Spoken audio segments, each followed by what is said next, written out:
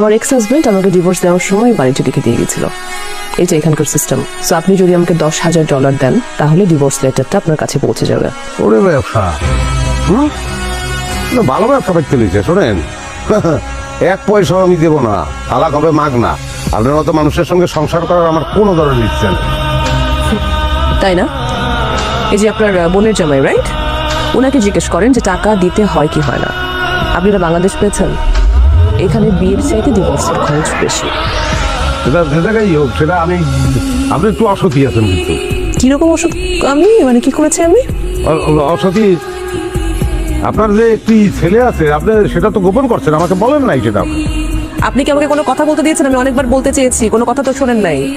একটা কথা বলতে দেন নাই, বরং আমি আপনাকে এটাও বলেছি আমি আপনাকে বিয়ে করতে চাই না। তখন জোর করেছিলেন, কেন করেছিলেন? আরে যে ভাই, মনে নাই আপনার ভাই কি বলেছিল? সে কিন্তু বলেছিল একটা মানুষ হলেই হয়, আর সেখানে তো আমি তো অনেক ভালো কিছু, রাইট? ভাইয়া আমি বলি কি, আপনি সংসারটা করেন। আপনার তো বাচ্চা কাছে দরকার ছিলই, তাই না? তো এরকম একটা সুন্দরী বউর সাথে ফ্রিতে একটা বাচ্চাও আছে। কানাডায় করো কি কানাডায়? মুদি দোকান চালাও।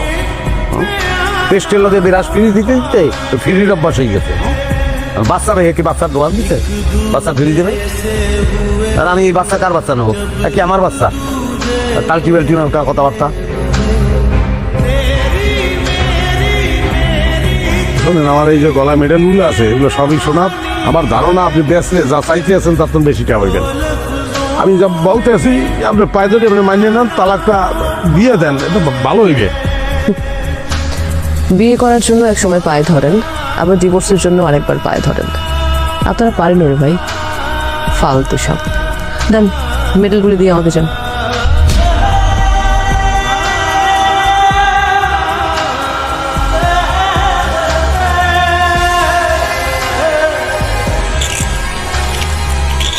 চারটা মেডেল। দেখেন আমি আসলে ন্যায্য কথা কই, আমি কিন্তু আপনাকে আমি তো ভালোবাসছি বুঝলেন। আমি কোনোদিনই আপনার ডিভোর্স দিতাম না। আপনার যদি এই সন্তানটা না থাকতো, আপনি বিবাহিত হইলেও আমি এটা বুঝতে পারতাম, আমি গোপন করতে পারতাম।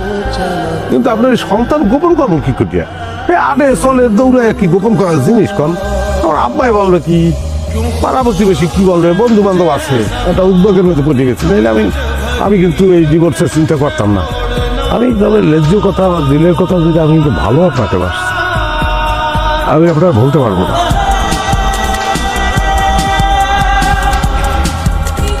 ভালো এগুলো